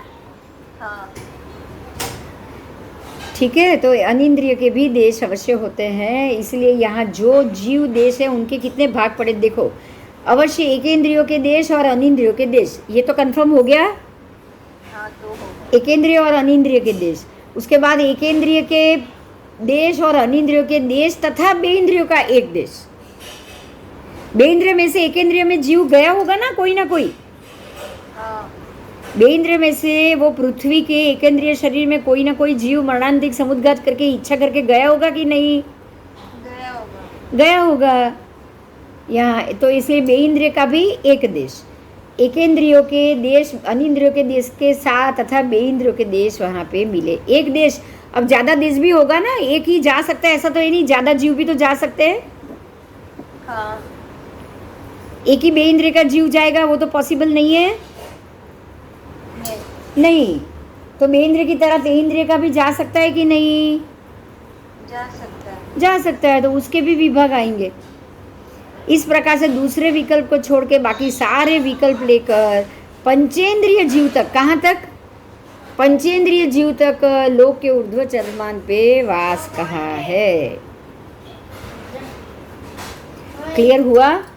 क्योंकि आप वो चरमांत में, मैंने अगर इच्छा कर ली कि नहीं मुझे सिद्धों की छत्र छाया चाहिए, अगर मैं सिद्ध मैं ना बनूं तो भी मैं उनकी पृथ्वी पे रह के भी उनके शरीर की स्पर्शना को पाऊंगी, अगर मैंने ये इच्छा कर लिया तो मैं पंचेंद्रिय जीव से मेरी इच्छा के कारण मरणांतिक समुद्घात करके ईशत प्रागभारा पृथ्वी में अगर मैं जन्म लूँ तो वहाँ पंचेंद्रिय का एक देश आया।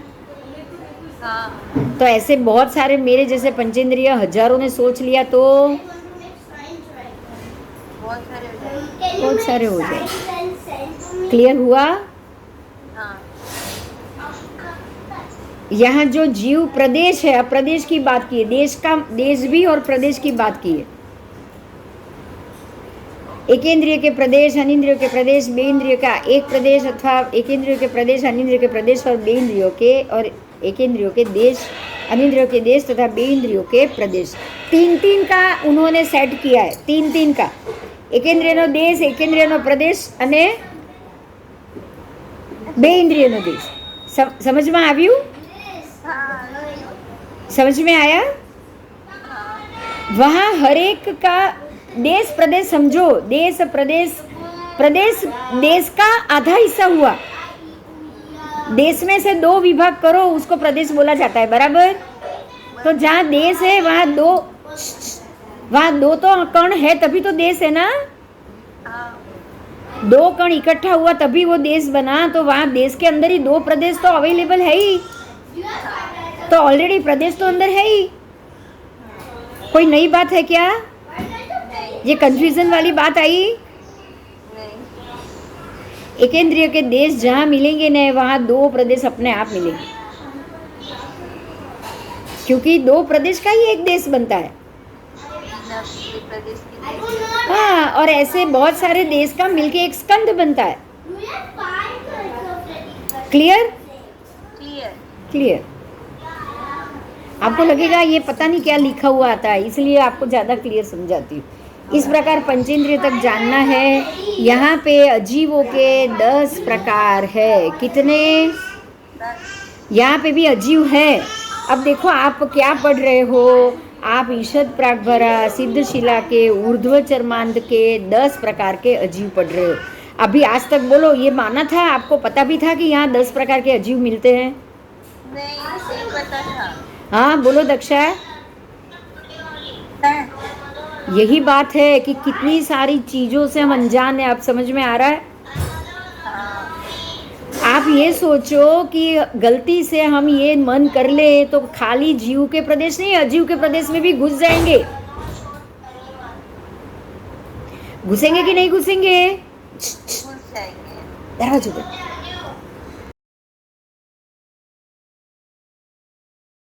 ये 10 प्रकार के जो अजीव आपको मिले हैं, वो 10 प्रकार के अजीव कैसे कैसे होंगे, उनका क्या शरीर होगा, उनकी क्या पोजीशन होगी, मैं एक के बाद पढ़ने जा रही हूँ, ध्यान दो।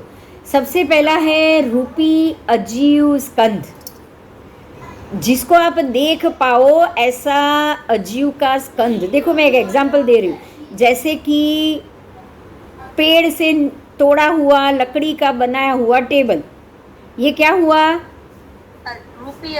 रूपी अजीव स्कंद। उसके चारों पायों में 4 डाली आएगी। हाँ।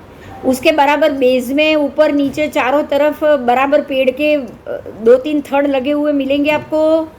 हाँ। तो ये जब काट काट के टेबल बनाया गया तो उसमें से जीव चवित हो गया, तो अब ये रूपी आप देख पाओ ऐसा अजीव का स्कंद हो गया। हाँ, हो गया। ऐसे ही देखो, अब ये देखो, ये कलर स्टोन है। हाँ। ये कलर स्टोन का इतना टुकड़ा, अगर बड़े बड़े टुकड़े में से, जैसे डायमंड बड़े बड़े मोटे मोटे कच्चे हीरे के टुकड़े में से छोटे छोटे ऐसे 10 टुकड़े बनाओगे तो जीव तो चवित होना ही होना है ना उसके अंदर से। हाँ। अब जो जीव निकल गया तो अब ये पूरा शरीर 100 हीरे बन गए, तो 100 का शरीर क्या हुआ? अजीव।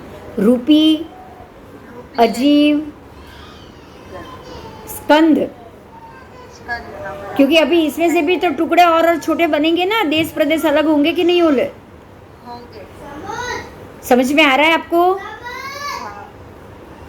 आ रहा है। जीव चवित हो जाने के बाद उसके शरीर के, जैसे कि आप ये ले रहे हो अभी कठोर, एक मूंग का दाना लो, जब वो सूख गया, जब तक हरा था जीव था, जब वो सूख गया उसमें से जीव चवित हो गया।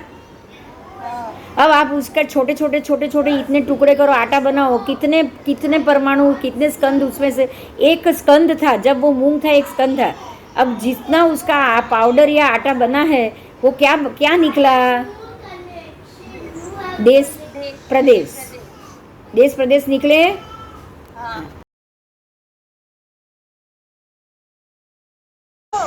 તારી સાથે વાતો કરવી છે બસ, બીજું કાંઈ નથી.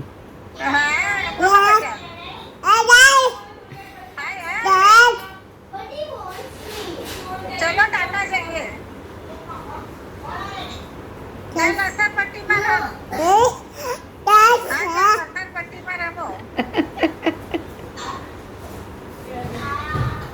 ટાટા ચાલુ થઈ ગયું. બંધ કરો હવે બિંદુ. नहीं આ એક 10 આ મુદ્દો પતી દેવા દે, હવે तेरे चूप છે, મારા હાથમાં છે, नो प्रॉब्लम. अच्छा ओके। हाँ चलो। अब उसके बाद आ रहा है वो है रूपी अजीव देश, जैसे स्कंद में से छूटे निकले हुए छोटे छोटे कण, ठीक है। उसके बाद है रूपी अजीव प्रदेश, मतलब और उसके 2 पार्टिकल, और बाद में रूपी अजीव परमाणु। ये समझ में आ गया आपको? हाँ। एक में से ही चौथा भाग, ये 4 तो आपके जो अजीव द्रव्य है उसके ही ये 4 भाग हो गए, और बाकी के 10 में क्या क्या है? तो धर्मास्तिकाय का देश, धर्मास्तिकाय का प्रदेश, फिर अधर्मास्तिकाय का देश, अधर्मास्तिकाय का प्रदेश, क्योंकि इनका तो परमाणु है ही नहीं। और ये जो देश प्रदेश को उपयोग करना है तो देश प्रदेश ही करेंगे, स्कंद वाला स्कंद करेगा, ये तो यही करेंगे, इसलिए यहाँ धर्मास्तिकाय अधर्मास्तिकाय का स्कंद नहीं लिया है। उसके बाद है आकाशास्तिकाय का देश और आकाशास्तिकाय का प्रदेश, क्योंकि बिना आकाश तो ये सब रह नहीं पाएंगे। बोलो क्लियर हो गया? 10 अजीव के 10 भेद वहाँ क्या क्या है?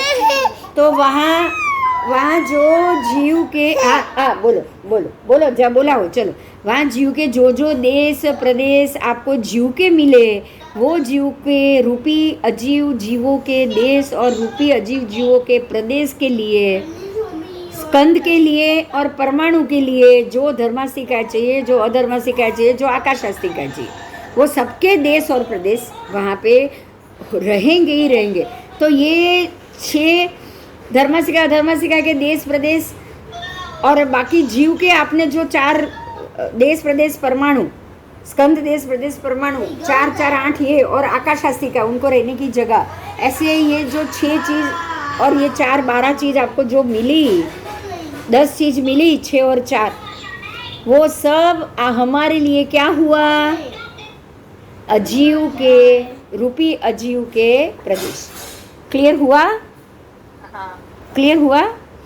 हाँ तो लोकांत में जो जीव जाते हैं उनके देश प्रदेश ऐसी चीज से मतलब वही, अब आप समझो जो ईशद प्रागबारा पृथ्वी है वो पृथ्वी का जीव की है, हाँ उसमें से जीव चवित हो चुके हैं।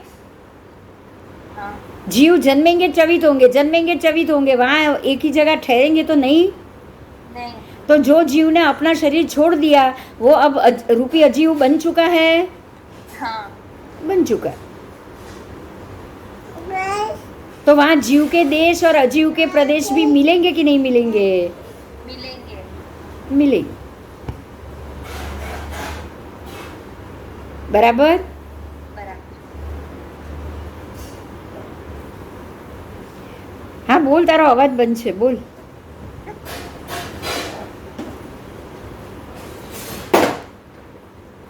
એની સાઈઝમાં વધારો ના થાય?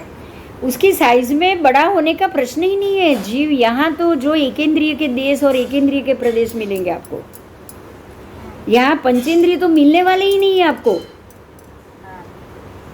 आप समझे नहीं એટલે ત્યાંની પૃથ્વી મોટી ના થાય ना? सेम ना, आप कभी भी अब जो टेबल मैंने जीव द्रव्य के जो पुद्गल परमाणु जो स्कंद था वो तोड़ के मैंने उसके टुकड़े करके टेबल बना दिया, अब उसमें से जीव चवित होगा। अब वो टेबल कभी छोटा बड़ा होगा? नहीं પણ ત્યાં તો પેલા જે આવે ને નવા આવે, જે આવે ને નવા આવે તો એને મળદા તો પડ્યા હોય પંચમી મળદા પડ્યા જ ન હોય ને, પણ તું સમજ ને, આ તો બધા પૃથ્વીકા રત્નના જીવો છે। ये रत्न के जीव हैं भाई। आप देखो ना, ऐसे स्टोन ही देखो ना, डायमंड पहना हुआ है, कभी उसमें कीड़ा हुआ? नहीं એમ नहीं। આપણે સોનાની ખાણમાં કેવી રીતે હોય, હીરાની ખાણમાં કેવી રીતે હોય? वो तो कच्चा है, ये कच्चे की बात नहीं है, कच्चे में जीव है। अच्छा कच्चे में जीव है, कच्चे का तो आपने अजीव बन चुका है। अब वो वहां से जीव निकल गए, अजीव बन चुका है। कच्चा सोना था, सुन, कच्चा सोना था, उसको आपने उबाल उबाल उबाल उबाल के कचरा सारा उसमें से प्राण बाहर निकल गए, जीव बाहर निकल गया, पक्का सोना बन चुका है। अब पक्का सोना कभी सड़ेगा વધારો ના થતો પણ ઘટાડો તો થાય છે ना? आप दूसरा बनाने जाओगे तो हाँ।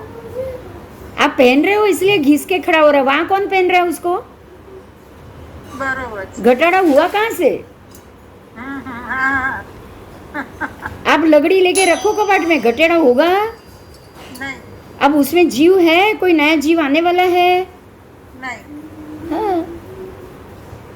ऐसी ही वो पृथ्वी है, वो पृथ्वी काय के जीव की पृथ्वी है, जिसके अंदर से जैसे डायमंड हो वैसे ही, जैसे डायमंड हो वैसे ही। डायमंड में से ये जीव चवित हो गया, कच्चा है तब तक तो उसमें क्रैक आएगी, सब कुछ आएगा, बराबर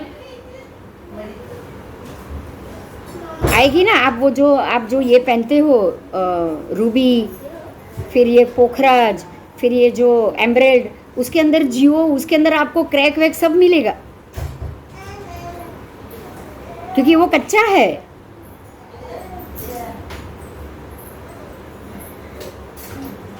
તો ત્યાં પૃથ્વી કાય ઉત્પન્ન થયા જીવો?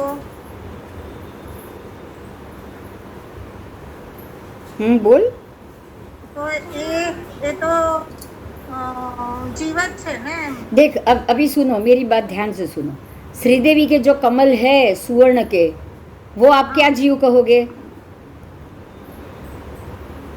वनस्पति का वनस्पति काय कैसे कहोगे? वनस्पति का ये तो सुवर्ण अनाज है। हाँ, पृथ्वी काय के जीव है वो। अब उसमें कभी कीड़ा लगने वाला है, वो भी जीवी है ना। तो પછી ત્યાં જીવો ઉત્પન્ન થાય ને। हाँ, ये देखो, ये યોની એવી છે એમ હશે। ये वनस्पति की योनि नहीं है, ये वनस्पति काय की योनि नहीं है। हाँ, ये 7 लाख पृथ्वी काय की योनि है, सबकी अलग अलग है वो योनि अलग है। उसके अंदर जीव निकले चवे हमारी तरह शरीर सड़ेगा नहीं उनका। वो तो रत्न वैसे का वैसा रहने वाला है। मैं ये वृक्ष और उसकी एग्जाम्पल आपके लिए दे रही हूँ, बाकी वैसा जैसा शरीर नहीं होता है उनका। ठीक है, अब ध्यान दो, अब एक बात पे ध्यान दो। आप वैताड़ पर्वत छोड़ो, हमारे भरत क्षेत्र का है, सारे पर्वत यहाँ के हैं, और ये पर्वत और ये रुक्मी पर्वत दोनों को सिमिलर मानते हो? एक ही जैसा पर्वत होगा? नहीं। वो रत्न का होगा ना पर्वत। हाँ। वो कभी भी नहीं घटने वाला। तो हमारे ये पर्वत के जीव चवित हो और वापस आए, वैसे उसमें भी जीव चवित होंगे और वापस आएंगे। पर क्या पर्वत का जो मिट्टी है वो खराब होगी वहाँ की? नहीं। हमारे यहाँ की होगी कि नहीं? हाँ। मतलब क्या है पता है? आपका बॉडी ऐसा है जहाँ जो खराब हो रहा है, जीव तो आए और निकल जाए, उसको कोई फर्क नहीं पड़ता है। बस आप ये समझ सकते हो कि ईशत प्रागभरा पृथ्वी में जीव आते हैं, चवित होते हैं, निकल जाते हैं, वापस दूसरा जीव जन्म लेगा, वापस निकल जाएगा। लेकिन उनकी बॉडी घिसेगी, ये हमारी गलती है, हम सोच नहीं सकते ऐसा। बराबर? क्लियर हो गया आज? हाँ। आज ये क्लियर हो गया ना कि किस प्रकार से सारा ये व्यवस्था है और कैसे। ठीक है, तो रत्न काय के जीव, पृथ्वी अपकाय के जीव जो भी है वो अपकाय में भी रत्न है, ऐसा नहीं है कि नहीं है। तो वो सारे जो भी रत्न के जीव है वही वहाँ पे जन्म लेंगे। और ये ऐसे आपको ये भी समझना है कि जो बाहर में द्र और सरोवर है ना, जो पद्मद्र है, सरोवर है, ऐसे ही दूसरे द्र और सरोवर है 2.5 द्वीप के बाद। वो द्र और वो सरोवर के पानी में भी कभी भी गंदगी नहीं होगी।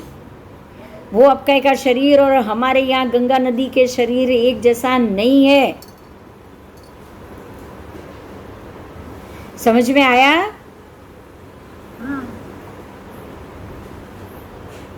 जैसे पृथ्वी गंगा में पानी में नहीं पड़ेगा। ये वो पवित्र पानी है, वो ऊपर से जो पद्मद्र से निकल रहा है वो पवित्र है। अब वो धरती में जैसे हमारे भरत क्षेत्र की मिट्टी कंकर में घूम रहा है तो वो खराब ही होने वाला है अभी तो। वो खराब होएगा, पर मतलब हम कहवाए तो। हाँ, पर पहले आ रही की जो भरत क्षेत्र की जो सुवर्ण की भूमि थी, रत्न और सुवर्ण की भूमि, तब जो घूम रहा था वो क्या खराब होने वाला था? नहीं। अब समझ में आ गया? अब भूमि खराब हुई तो वो जो पानी घूम रहा है वो खराबी साथ लेके जा रहा है। लेकिन जहाँ भूमि अच्छी है तो पानी तो अच्छा ही है वो। बराबर? अब यहाँ गटर का पानी कैसी बास आ रही है? तो क्यों आ रही है? भूमि खराब है इसलिए ना। बस ठीक है। तो ईशत प्रागभारा पृथ्वी में ऐसे ही जीव चवित होंगे, निकलेंगे। पृथ्वी का रत्न के पृथ्वी, रत्न की पृथ्वी है वो, स्फटिक रत्नमय पृथ्वी है, अंक रत्न की बनी हुई। अंक रत्न, उसको अंक रत्न स्फटिक कहा जाता है। उसकी बनी हुई, उसके जीवों से बनी हुई पृथ्वी। तो वहाँ जो जीव वो योनि में जन्म लेने वाले वो ही वहाँ जा सकते। सामान्य जीव, पृथ्वी के रत्न का के जीव वहाँ नहीं जाए। उनका शरीर भी सफ़ेद होना चाहिए। ठीक है? सुवर्ण में जो जीव जाएंगे उनका शरीर पीला होना चाहिए।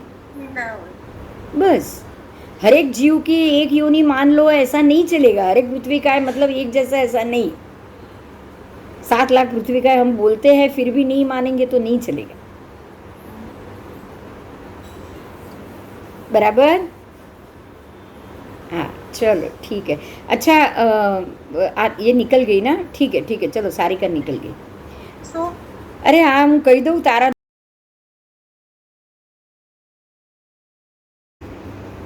जय जिनेन्द्र। अभी अगले क्लास में मिलेंगे, आज क्लास ख़त्म कर रहे हैं, ठीक है? जय जिनेन्द्र।